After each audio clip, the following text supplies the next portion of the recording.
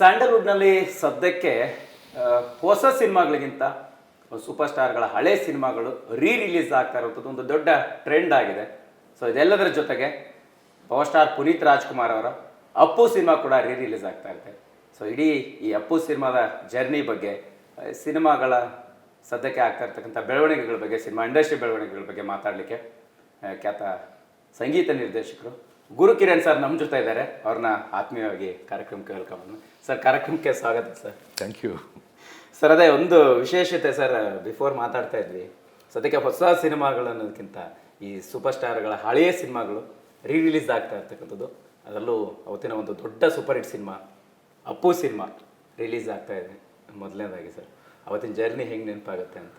ಇಲ್ಲ, ಅದು 24 ವರ್ಷ ಆಯಿತು. ಈ ವರ್ಷ ಐ ಥಿಂಕ್ ನನಗೆ ಲಾಸ್ಟ್ 1 ವರ್ಷದಿಂದ ಕರಿಯರ್ ರಿಲೀಸ್ ಆಯಿತು, ರಿಲೀಸ್ ಆಯಿತು 25 ವರ್ಷಕ್ಕೆ, ನಮ್ಮ ಉಪೇಂದ್ರ ರಿಲೀಸ್ ಆಯಿತು.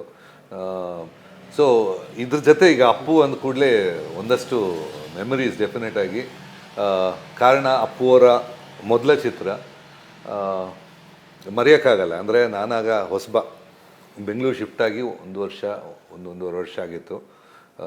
ಸೀರಿಯಸ್ ಆಗಿ ಮ್ಯೂಸಿಕ್ ಪ್ರೊಫೆಷನಲ್ ಆಗಿ ತಗೊಂಡು ಆಗ ಸ್ಟಾರ್ಟಿಂಗ್ ಈ ಚಿತ್ರ ಬಂದಿದ್ದು. ನನಗೆ ಆ್ಯಕ್ಚುಲಿ ನನಗೆ ಹೆಂಗೆ ಬಂತು ಅಂತ ನಂಬೋಕ್ಕಾಗಿಲ್ಲ. ಯಾಕೆಂದರೆ ಅಣ್ಣವ್ರ ಕಂಪ್ನಿ ದೊಡ್ಡ ಕಂಪ್ನಿ, ಯಾವುದೋ ಜಾಸ್ತಿ ತಮಿಳ್ ಮ್ಯೂಸಿಕ್ ಡೈರೆಕ್ಟರ್ಸ್ ಯಾವುದು ದೊಡ್ಡದಕ್ಕೆ ಹೋಗ್ಬೋದು ಅಂದರೆ ನನಗೆ ಕರೆದ ಅವಕಾಶ ಕೊಟ್ಟರು. ಐ ಥಿಂಕ್ ಯಾವತ್ತು ದಟ್ಸ್ ಗ್ರೇಟ್ ಅನ್ನೋ ಒಂದು ಖುಷಿ. ಅಪ್ಪು ಅವರ ಮೊದಲ ಚಿತ್ರ ಮಾಡಿದ್ದು ನನಗೆ ಯಾವತ್ತು ದಟ್ಸ್ ಡೆಫಿನೆಟ್ಲಿ ಮೆಮೊರೇಬಲು.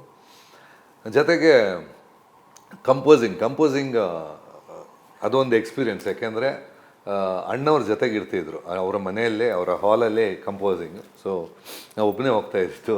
ಸೊ ಅದೊಂದು ಥರ ಅಂದರೆ ಅಣ್ಣವ್ರ ಜೊತೆ ಒಂದು ಕ್ಲೋಸ್ ಇಂಟ್ರ್ಯಾಕ್ಷನು, ಅವರು ಮಾತಾಡ್ತಾ ಇದ್ದ ರೀತಿ ಅಥವಾ ಅವರು ಹಳೆ ಎಕ್ಸ್ಪೀರಿಯನ್ಸ್ಗಳ ಬಗ್ಗೆ ಮಾತಾಡ್ತಾ ಇರೋದು, ಅದು ಆ್ಯಕ್ಚುಲಿ ಒಂದು ನಮಗೆ ಒಂದು ಪಾಠ ಇದ್ದಂಗೆ, ಇಟ್ಸ್ ಒಂದು ಟೆಕ್ಸ್ಟ್ ಬುಕ್ ಇದ್ದಂಗೆ.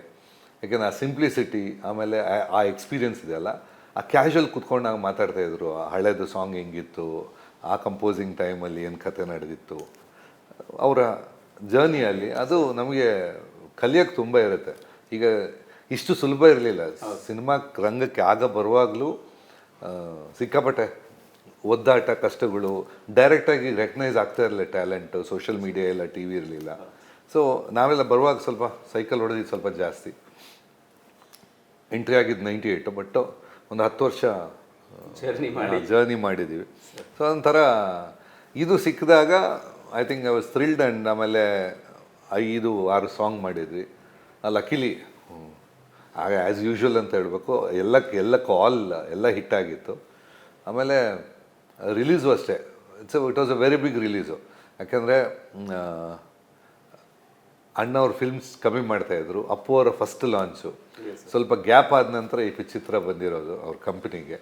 ಸೊ ದೊಡ್ಡ ರಿಲೀಸು. ಅವ್ರದ್ದು ನಾನು ಹೇಳೋದು ಆ ಡಿಸಿಷನ್ ಮೇಕಿಂಗ್ ಆಗಲಿ, ಯಾಕೆಂದರೆ ಎಲ್ಲ ಅವರು ನೋಡ್ಕೋತಾಯಿದ್ರು. ಅಂದರೆ ಪಬ್ಲಿಸಿಟಿ ಹೆಂಗೆ ಬರಬೇಕು, ದಟ್ಸ್ ಅನ್ ಆರ್ಟ್ ಅಂತ ಹೇಳೋದು. ಸೊ ಪ್ರತಿಯೊಂದಕ್ಕೆ ಇಂಪಾರ್ಟೆನ್ಸ್ ಕೊಟ್ಟು ಮಾಡಿದರು. ಆ್ಯಂಡ್ ಅಫ್ಕೋರ್ಸ್ ಸರ್, ಅದೇ ಪರ್ಟಿಕ್ಯುಲರ್ ಆಗಿ ಇದು ಸಾಂಗ್ಸ್ ಮಾಡುವಾಗ, ಅಂದರೆ ಮ್ಯೂಸಿಕ್ ಮಾಡುವಾಗ ನಾನು ಕೇಳೋ ಹಾಗೆ, ಅಂದರೆ ಅಪ್ಪು ಅವರೆಲ್ಲ ದೂರದಲ್ಲಿ ನಿಂತು ನೀವು ಆ ಮನೆಯಲ್ಲಿರುವಾಗ ಕೆಲಸ ಮಾಡುವಾಗ ನೋಡ್ತಾ ಇದ್ರು. ಜಾಸ್ತಿ ಅಂದರೆ ಹತ್ರಕ್ಕೆ ಬರ್ತಾ ಇರಲಿಲ್ಲ, ಇನ್ವಾಲ್ವ್ ಆಗ್ತಾ ಇರಲಿಲ್ಲ. ಅಪ್ಪಾಜಿ ಅಮ್ಮ ಎಲ್ಲ ಕೂಡ ಡಿಸೈಡ್ ಮಾಡ್ತಾ ಇದ್ರು ಅನ್ನೋಂಥದ್ದು. ಸೊ ಪರ್ಟಿಕ್ಯುಲರ್ ಆಗಿ ಪುನೀತ್ ಸರ್ ಫಸ್ಟ್ ಸಿನಿಮಾ, ಅವ್ರ ಸಜೆಷನ್ಸ್ ಎಲ್ಲ, ಅವ್ರ ಇನ್ವಾಲ್ವ್ಮೆಂಟ್ ಎಲ್ಲ ಹೆಂಗಿರ್ತಾ ಇತ್ತು ಅಂತ? ಇಲ್ಲ, ಆ್ಯಕ್ಚುಲಿ ಇನ್ವಾಲ್ವ್ಮೆಂಟ್ಗಿಂತ ನಾವು ಫ್ರೆಂಡ್ಸ್ ಇದ್ವಿ. ಬಟ್ ಕಂಪೋಸಿಂಗ್ ಟೈಮಲ್ಲಿ ಮನೆಯಲ್ಲಿ ಕೂತ್ಕೊಂಡಾಗ ಇಟ್ ವಾಸ್ ಅಣ್ಣವರು, ವರದಣ್ಣವರು ಅವರೇ ಮೇಜರ್ ಡಿಸಿಷನ್ ಮೇಕರ್. ಇದು ಓಕೆನಾ ಬೇಡವಾ ಅಂತ ಕ್ಯಾಶುವಲಿ ಡಿಸ್ಕಷನ್ ತಗೋತಾ ಇದ್ರು. ಬಟ್ ಫೈನಲ್ ಡಿಸಿಷನ್ ಡೆಫಿನೆಟ್ ಆಗಿ ಅಣ್ಣವ್ರು ಮತ್ತು ವರದಣ್ಣ ತಗೋತಾ ಇದ್ದಿದ್ದು. ಆಮೇಲೆ ಆ್ಯಕ್ಚುಲಿ ಇವರನ್ನು ಮರೆಯೋಕ್ಕಾಗಲ್ಲ, ನಮ್ಮ Raghanna was totally involved in the project.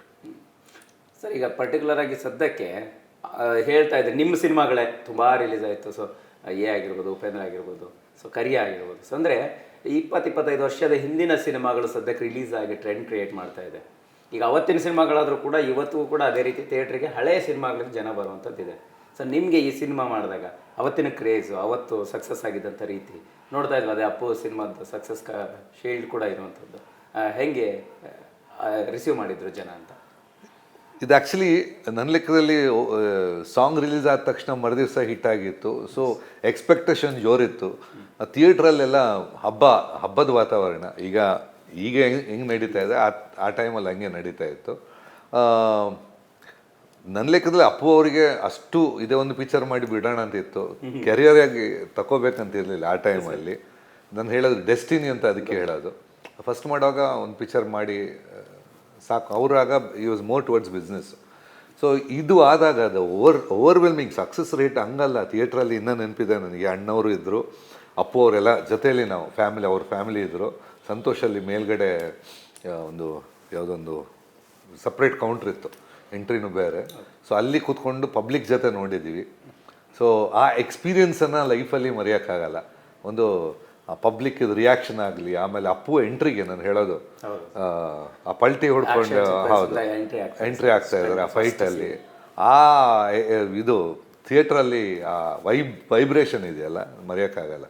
ಅದೇ ಬೆಟ್ ಕಟ್ಟಿ ಎಂಟ್ರಿ ಆಗ್ತಾರೆ ಸರ್. ಬಟ್ ಅದು ಆ್ಯಸ್ ಯೂಶುವಲ್ ಒಂದು ಡಿಫ್ರೆಂಟ್ ಅನ್ಸೋಕೆ ಶುರು ಆಗುತ್ತೆ ಜನಕ್ಕೆ. ತಗೊಳ್ಳೋಂಥ ರೀತಿ ಕೂಡ ಡಿಫ್ರೆಂಟ್ ಆಗುತ್ತೆ ಸರ್. ಅದೇ ಹೇಳಿದರೆ ಒಂದು ಅಪ್ಪು ಅವರಿಗೆ ಬಿಸ್ನೆಸ್ ಮ್ಯಾನ್ ಆಗುವಂಥ ತುಂಬ ಆಲೋಚನೆಗಳಿತ್ತಂತ. ಆ ಸಿನಿಮಾ ಕೆಲಸ ಮಾಡಿದ್ರೆ ಎಲ್ಲರೂ ಕೂಡ ಹೇಳ್ತಾ ಇದ್ದಾರೆ ಅವ್ರ ಜೊತೆ ಮಾತಾಡುವಾಗ.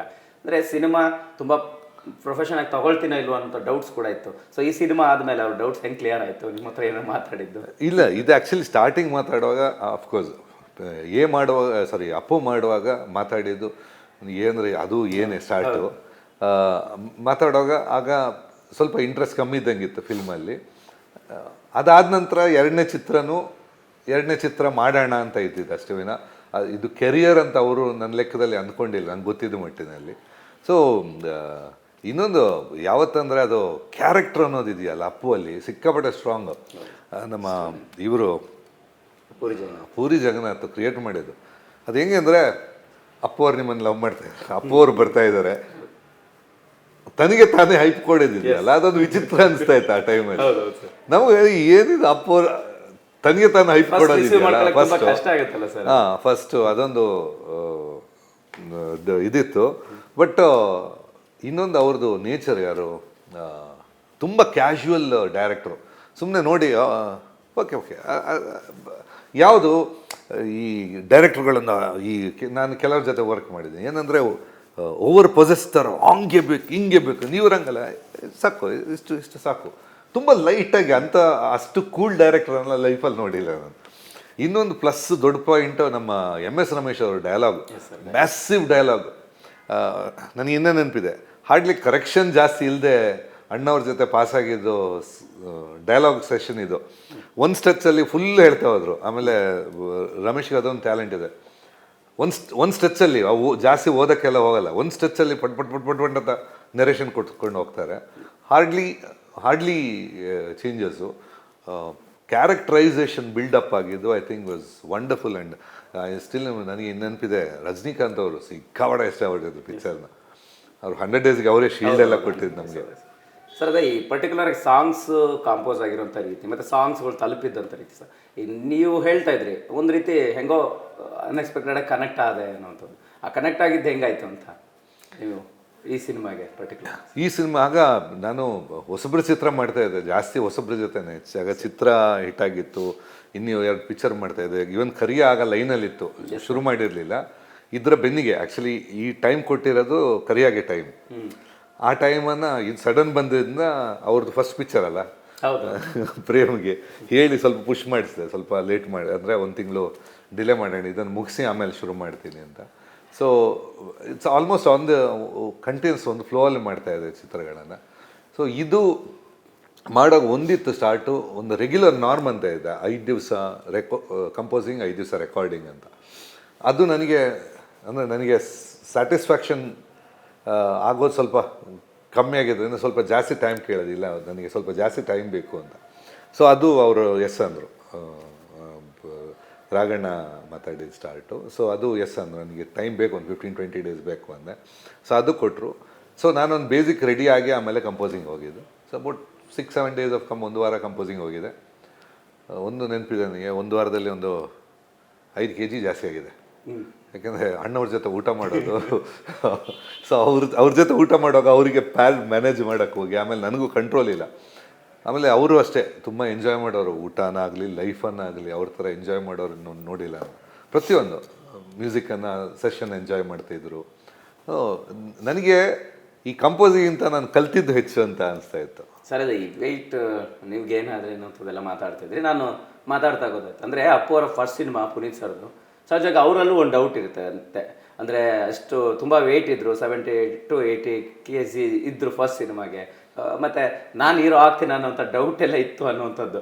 ಅದು ಸಹಜವಾಗಿರುತ್ತೆ ಸರ್ ಫಸ್ಟ್ ಸಿನಿಮಾಗೆ. ನಿಮ್ಮ ಹತ್ರ ಶೇರ್ ಮಾಡಿದಾಗ ಈ ಸಾಂಗ್ಸ್ ಮಾಡೋ ಟೈಮಲ್ಲಿ ಮತ್ತು ಇದೆಲ್ಲವೂ ಪ್ರಿಪೇರ್ ಆದಾಗ, ರೆಡಿ ಆದಾಗ ಹೆಂಗೆ ಅಂತ? ಇದು ಆ್ಯಕ್ಚುಲಿ ಇದು ಬಂತು ಯಾವುದು ಸಾಂಗ್. ಸೊ ನಾವು ರಿಕ್ವೆಸ್ಟ್ ಮಾಡಿದೆ ಅದು ಹಾಡ್ಬೋದಾ ಅಂತ. ಸೊ ಅದು ಅಲ್ಲಿ ಅವ್ರಿಗೆ ಡೌಟು. ಅಂದರೆ ಸೊ ಎಷ್ಟು ಸಿಂಪಲ್ ಅವರಂದರೆ ಇದು ತಾಲಿಬಾನ್ ಅಲ್ಲ, ಸಿಂಪಲ್ ಸಾಂಗ್ ಹಾಡೋಕ್ಕಾಗತ್ತೆ, ಹಾಡ್ಬಿಡೋಣ ಅಂತ ಇನಿಷಿಯಲಿ ಅವ್ರಿಗೆ ಪುನಃ ಡೌಟು, ಹಾಡ್ಲಾ ಹೆಂಗೆ ಅಂತ. ಆ ಇನ್ನೋಸೆನ್ಸ್ ಅವ್ರದ್ದು ತುಂಬ ಪ್ಲಸ್ ಇತ್ತು. ಬಟ್ ಹಾಡಿ ಆದಮೇಲೆ ಬೇಸಿಕಲಿ ವಾಸ್ ಟೂ ಗುಡ್. ಅಂದರೆ ಅವ್ರದ್ದು ನ್ಯಾಚುರಲ್ ಇದೆ ಅವರಿಗೆ. ಅಂದರೆ ಕೆಲವರಿಗೆ ದೈವದತ್ತವಾಗಿ ಒಂದಷ್ಟು ಬರ್ತವೆ. ಸೊ ಅವರಿಗೆ ಅದು ನ್ಯಾಚುರಲ್ ಕಲ್ತು ಬಂದಿದ್ದಲ್ಲ. So naturally was A good singer. So ಅದೊಂದು ನನಗೆ ದೊಡ್ಡ ಪ್ಲಸ್. ಅವರ ಚೊಚ್ಚಲ ಚಿತ್ರದಲ್ಲಿ ಅವರಿಗೆ ಹಾಡಿದ್ದು. ಸರ್ ಇದೆ ಪರ್ಟಿಕ್ಯುಲರಾಗಿ ಈಗ ಸಿನಿಮಾಗೆ ಒಂದು ಸಕ್ಸಸ್ ಫಾರ್ಮುಲಾ ಇಲ್ಲ, ಬಟ್ ಆದರೆ ಒಂದು ಎನರ್ಜಿ ಇತ್ತು ಅನ್ನೋಂಥ ರೀತಿಯಲ್ಲಿ ನೀವು ಮಾತಾಡ್ತಿದ್ರಿ. ಸೊ ಈ ಸಿನಿಮಾಗೆ ಅಪ್ಪು ಅವರಲ್ಲಿ ಅಂದರೆ ಪುನೀತ್ ಅವರಲ್ಲಿ ಎಲ್ಲವೂ ಕೂಡ ಇತ್ತು. ಅಂದರೆ ಒಂದು ಫಸ್ಟ್ ಸಿನಿಮಾ ಆದರೂ ಕೂಡ ಅವ್ರಿಗೆ ಆ್ಯಕ್ಷನ್ ಇತ್ತು, ಅಂದರೆ ಆ್ಯಕ್ಟಿಂಗ್ ಇತ್ತು, ಸೊ ಒಂದು ಸಾಂಗ್ ಕೂಡ ಹಾಡಿದ್ರು ಅನ್ನೋದು. ಸೊ ಅಣ್ಣವ್ರ ಸಜೆಷನ್ಸ್ ಏನಿತ್ತು ಸರ್ ಅವ್ರ ಮಗನ ಫಸ್ಟ್ ಸಿನಿಮಾಗೆ ಅಂತ? ಮೇಜರ್ ನಾನು ಹೇಳೋದೊಂದು ಚಿತ್ರಕ್ಕೆ ಏನು ಬೇಕು, ಒಂದು ಚಿತ್ರನ ಯಾವ ಥರ ಪ್ರೆಸೆಂಟ್ ಮಾಡಬೇಕು, ಹೀರೋ ಕ್ಯಾರೆಕ್ಟ್ರು ಯಾವುದಿರಬೇಕು, ಇದೊಂದು ಜಜ್ಮೆಂಟ್ ಪಕ್ಕಾ ಬೇಕು. ನನ್ನ ಲೆಕ್ಕದಲ್ಲಿ ಈ ಟೀಮ್ ತುಂಬ ಚೆನ್ನಾಗಿತ್ತು ಅವ್ರ ಕಂಪನಿಯಲ್ಲಿ. ಒಂದು ವರ್ಧಣ್ಣ ಅವರು ನನ್ನ ಲೆಕ್ಕದಲ್ಲಿ ಅಮೇಝಿಂಗ್ ಜಜ್ಮೆಂಟು, ಕ್ಯಾಲ್ಕುಲೇಷನ್ ಅವ್ರ ಪಕ್ಕ ಹಿಂಗೆ ಅಂದರೆ ಹಿಂಗೆ ಅಂತ ಬರುತ್ತೆ ಅಂತ ಗೊತ್ತಿತ್ತು. ಅಣ್ಣವ್ರದ್ದು ಅದೊಂದಿದೆ, ಯಾವುದು ಆ ಇನ್ಸ್ಟೆಂಟ್ ಇದಿದೆಯಲ್ಲ, ಈ ಥರ ವರ್ಕ್ ಆಗುತ್ತೆ ಅನ್ನೋ ಒಂದು ಜಜ್ಮೆಂಟು.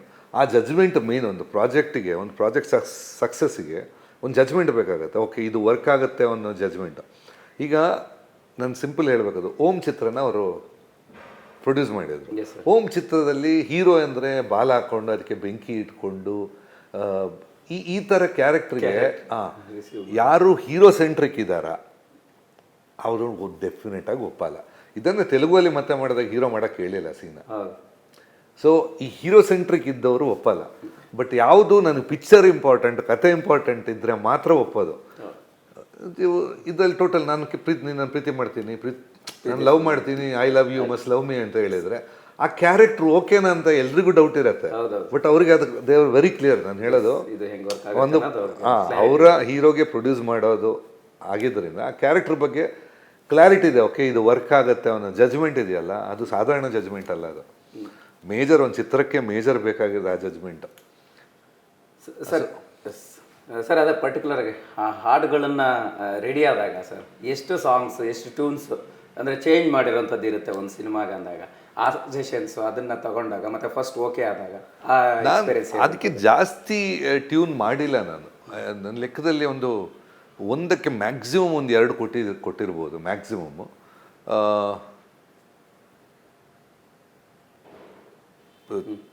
ತಾಲಿಬಾನು ಫಸ್ಟಲ್ಲಿ ಓಕೆ ಆಯಿತು. ಸ್ವಲ್ಪ ಫಸ್ಟ್ ಓಕೆ ಆಗಿದ್ದು, ವೆರಿ ಫಸ್ಟ್ ಸಾಂಗ್ ಓಕೆ ಆಗಿದ್ದು, ಇನ್ನು ನೆನಪಿದೆ ನನಗೆ ಜಾಲಿಗೋ ಇದು ಎರಡಕ್ಕೂ ನನಗೆ ಲಿರಿಕ್ ಇಶ್ಯೂ ಇತ್ತು. ನನಗೆ ಯಾವತ್ತೂ ಇವ್ರು ಹೇಳೋದು, ಪಾರ್ವತಮ್ಮ ಹೇಳೋದು, ಉದಯ್ ಶಂಕರ್ ಇರಬೇಕಿತ್ತು ಈಗ ನನಗೆ ಅಂತ. ಸೊ ಅಭಿ ಟೈಮಿಗೆ ಹೇಳೋದು ಅಂದರೆ ಯಾವತ್ತು ನಿಮಗೆ ಸ್ವಲ್ಪ ಡಿಫ್ರೆಂಟ್ ಟ್ಯೂನ್ಸ್ ಬಂದಾಗ ಆ ಡಿಫ್ರೆಂಟ್ ಲೈನ್ಸ್ ಬಂದ್ರೇ ಚೆನ್ನಾಗಿರೋದು. ಸೊ ಆ್ಯಕ್ಚುಲಿ ಇದರಲ್ಲಿ ಅಫ್ಕೋರ್ಸ್ ಕಲ್ಯಾಣ್ ಬರೆದಿದ್ರು ಸಾಂಗು, ಬಂಗಿರಂಗ ಬರೆದಿದ್ರು, ಆಮೇಲೆ ಉಪೇಂದ್ರ ಅವರು ತುಂಬ 1.5 ಗಂಟೆಯಲ್ಲಿ ಇವರು ರಿಕ್ವೆಸ್ಟ್ ಮಾಡಿ ನಮ್ಮ ಚೆನ್ನಾಗಿ ಹೋಗಿರೋದು ಅವರು ಹೇಳಿ, ಅಣ್ಣವ್ರು ಹೇಳಿ, ಗ್ಯಾಪಲ್ಲಿ ಮಧ್ಯಾಹ್ನ ಊಟ ಮಾಡೋ ಗ್ಯಾಪಲ್ಲೇ ಒಂದು ಸಾಂಗ್ ತಾಲಿಬಾನ್ ಅಲ್ಲ ಬರೆದಿದ್ರು. ಆಮೇಲೆ ಇನ್ನೊಂದು ಸಾಂಗ್ನ ಹಂಸಲೇಖ ಬರೆದು, ಜಾಲಿಗೋ ಇದು ಸ್ವಲ್ಪ ಮೀಟ್ರಿಂಗ್ ಇಶ್ಯೂಸ್ ಇತ್ತು, ಜಾಲಿಗೋ ಅಣ್ಣವ್ರು ಬರೆದಿದ್ರು, ಸಾರಿ ಹಂಸಲೇಖ ಅವರು ಬರೆದಿದ್ರು.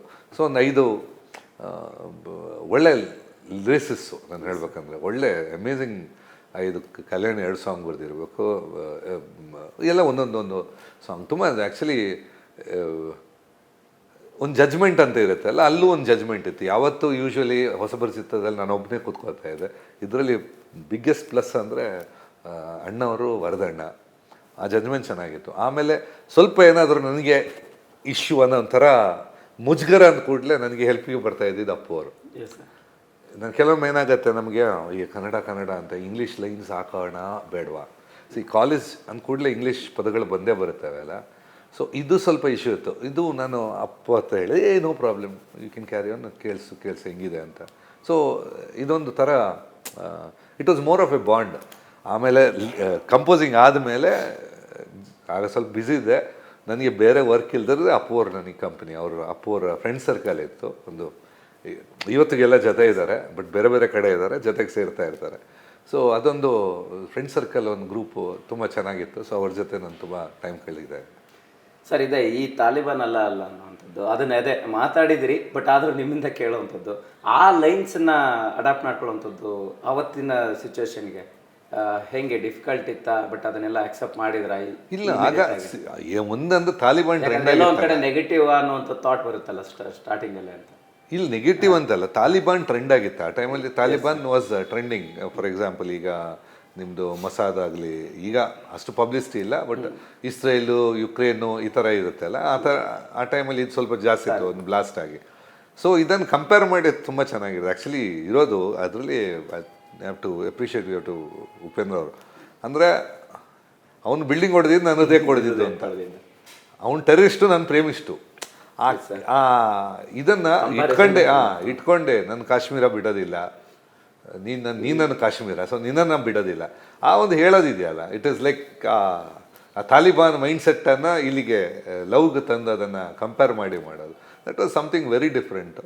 ಬಟ್ ಇದನ್ನು ಒಪ್ಕೋಬೇಕಲ್ವಾ. ನಾನು ಹೇಳೋದು, ಈಗ ಜನ್ರೇಷನ್ ಹಳೇದಾದ ತಕ್ಷಣ ಇದು ಏನು ಅಂತ ಕೇಳೋ ಸಾಧ್ಯತೆ ಇದೆ. ಬಟ್ ಅವ್ರ ಕಂಪನಿಯಲ್ಲಿ ಅದೊಂದು ದೊಡ್ಡ ಪ್ಲಸ್. ನಾನು ಹೇಳಿದೆಲ್ಲ, ಇಬ್ಬರು ಮಹಾನ್ ಜಡ್ಜ್ಗಳು ಕೂತಿದ್ರಲ್ಲಿ. ಸೊ ಅವರು ದೇ ಟು ಡಿಸೈಡ್, ಓಕೆ ಇದು ಮಾಡೋಣ ಅಂತ. ಸರಿ.